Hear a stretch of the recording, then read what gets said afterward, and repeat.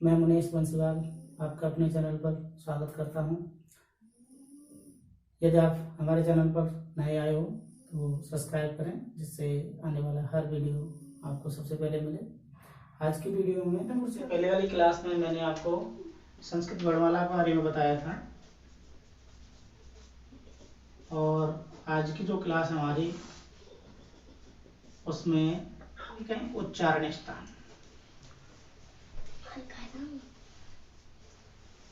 बिल्कुल सरल है, और इसमें से एक प्रश्न या दो प्रश्न जरूर आता है, कोई सा भी एग्जाम हो उसमें। देखिए उच्चारण स्थान पूछा जाता है, सिंपल सा प्रश्न आता है, कोई वर्ण दे देगा आपको और जैसे अ दे दिया और पूछेगा अवर्ण से उच्चारण स्थान किम अस्ति, जैसे चार ऑप्शन दे देगा, उनमें से आपको छांट करके लिखना है। तो इसका देखिए सिंपल सा तरीका है कि सूत्र हैं और सूत्र आपको याद करने हैं, रटने हैं, और उसके माध्यम से प्रश्न को सॉल्व कर सकते हैं। अब देखिए सबसे पहले उच्चारण स्थान मतलब जिस वर्ण का जहां से उच्चारण हो उसे उस वर्ण का उच्चारण स्थान कहते हैं।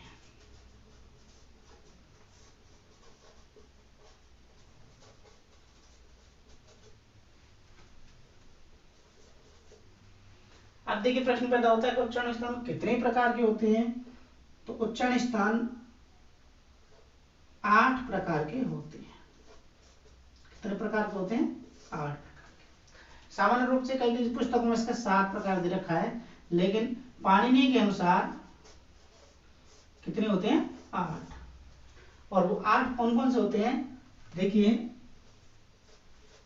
कंठ, कंठ के बाद फिर आपका मूर्धा, तालु और दंत्य, नासिका,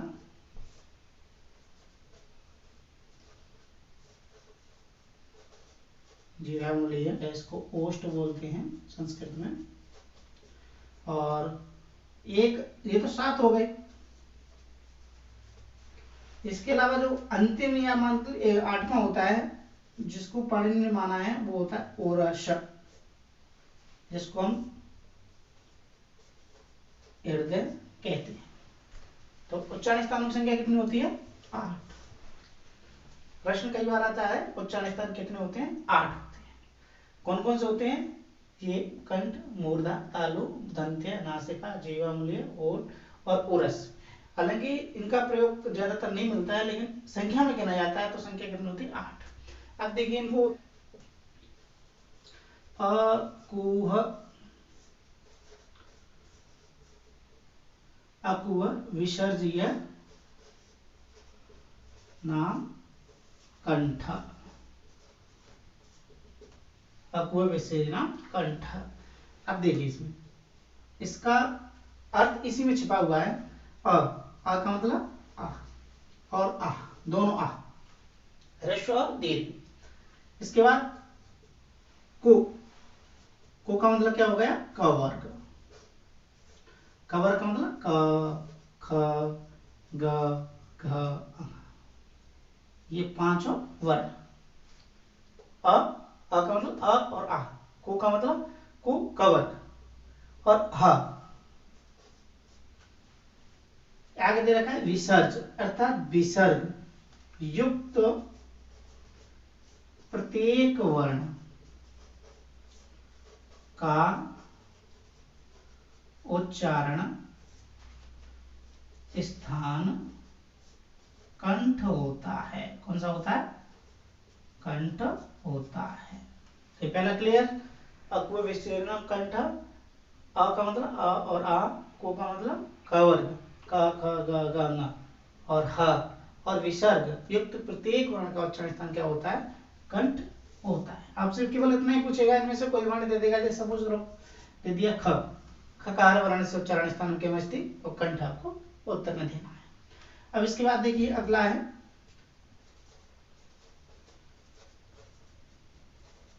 इचुयसाना तालु, इचुयसाना तालु।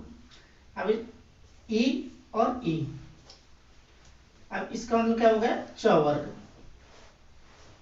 च वर्ग मतलब च, छ, ज, झ और एन। इसके बाद आगे दे रखा है य और श। इन सभी वर्णों का उच्चारण क्या होता है, तालु होता है। इन सभी वर्णों का उच्चारण स्थान क्या होता है, तालु होता है। रिटुर शाना मूर्धा। अगला कौन सा होता है, रिटुर शाना मूर्धा। तो इसमें देखिए रि और बड़े और टू मतलब ट वर्ग, ट, ये 5 वर्ण। इसके बाद आपका र और श। इनका उच्चारण स्थान क्या होता है, मूर्धा होता है। इनमें से कोई सा भी वर्ण आ जाए, चाहे इनमें से आ जाए चाहे सा आ जाए, तो उनका उच्चारण स्थान क्या होता है, मूर्धा होता है। इसके बाद देखिए अगला जो सूत्र है वो आपका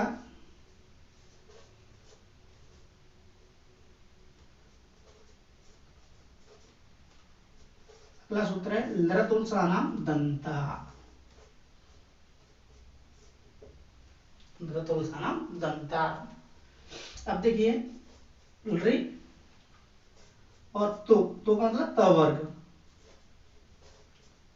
तो का मतलब क्या दे रखा है, त वर्ग। त वर्ग त, थ, द, ध और न, ये जो 5 वर्ण हैं। इसके बाद ल और श। इनका उच्चारण स्थान क्या होता है, होता है दांत होते हैं। अगला सूत्र है अपुपद मान्यानाम औष्ठौ। अपुपदमान्याम औष्ठौ। अब देखिए ओ का मतलब छोटा ऊ और बड़ा ऊ। पो का मतलब हो गया प वर्ग। प वर्ग में प, फ, व, म। और इसके बाद देखिए एक शब्द रखा है पद्म। कौन सा शब्द रखा है, पद्म। इसका मतलब होता है फ और फ, यहाँ ये बिंदी लगी रहती है, इनको अर्ध स्वर कहा जाता है। इनको क्या कहा जाता है, अर्ध स्वर। इनके आगे ऐसे अभी चिन्ह लगा रहता है कहीं नहीं, इनको बोलते हैं अर्ध स्वर। इनका उच्चारण स्थान क्या होता है, ओष्ठो मतलब होठ। इनका उच्चारण स्थान किससे करते हैं। इसके बाद देखिए अगला होता है ए दे दो कंठ तालु, अर्थात इसमें ए और ऐ इन 2 वर्णों का उच्चारण स्थान कंठ और तालु, अर्थात ये 2 जो वर्ण हैं ये कंठ से भी बोले जाते हैं और तालु से भी बोले जाते हैं। उसी प्रकार से ओ दो तो कंठोष्टम, अर्थात ओ और औ, ये दोनों वर्णों का उच्चारण स्थान कंठ और होठ, अर्थात ये जो 2 वर्ण है वो कंठ से भी उच्चारण स्थान होता है इनका और होठों से भी इनका उच्चारण स्थान होता है। इसके बाद देखिए अमंगल नानाम नासिकाच, अर्थात इसका मतलब हो गया कि प्रत्येक वर्ग का अंतिम वर्ण, जो हमारे प्रत्येक वर्ग है, जैसे क, च, ट, त, प, ये हमारे 5 वर्ग हैं, तो इनका जो अंतिम वर्ण है उसका उच्चारण क्या होगा, नाक के माध्यम से बोला जाएगा। उसका उच्चारण स्थान क्या होगा, नाक। कौन कौन सा, प्रत्येक वर्ग का अंतिम वर्ण। जैसे यहाँ एक कंफ्यूजन वाला प्रश्न बनता है कि ये जो सूत्र कह रहा है कि अमंगल नासिकाच, प्रत्येक वर्ग का अंतिम वर्ण, तो जैसे हमारे 5 वर्ग हैं और इनका जो अंतिम वर्ण है ये वाले, इनका जो उच्चारण स्थान होता है वो क्या होता है, नाक या नासिका। इससे पहले हमने पढ़ा था जैसे अपव्यय विसर्जनम कंठ पढ़ा था, कौन सा पढ़ा था? पहला सूत्र था हमारा अपव्यय विसर्जनीयानाम कंठ, ये सूत्र था। अब देखिए इसमें जो कंठ है अर्थात को शब्द आ रहा है ना कवर, तो कवर पूरा हो गया, ये कवर पूरा हो गया, तो को शब्द का मतलब हो गया कवर, और कवर का पूरे का जो वर्ण उच्चारण स्थान होगा वो कंठ से हो रहा है, और यहां पढ़ रहे हैं हम कि इसका उच्चारण स्थान क्या होगा? नाक होगा। तो मेरा कहने का तात्पर्य है कि जो अंग वर्ण है इसके दो उच्चारण स्थान हो गए, तो कंठ भी हो गया और नाक भी हो गया। एग्जाम में कभी भी प्रश्न आता है तो दोनों ऑप्शनों में से, नाक में से अर्थात नासिका शब्द दे रखा होगा वहां पे, और कंठ, इन दोनों में से एक आता है, या तो नासिका आएगा या कंठ आएगा, दोनों एक साथ कभी ऑप्शन नहीं आता है। इसके बाद अगला जो है बकारस्य दंतोष्टम, केवल व, इसका उच्चारण दांत और होठ, दांत होता है और होठ, इन दोनों दांत और होठ से मिलकर के जो उच्चारित किया जाता है वो व होता है। और लास्ट है इसका जिह्वा मूलस्य जिह्वा मूल्यम, अर्थात क और ख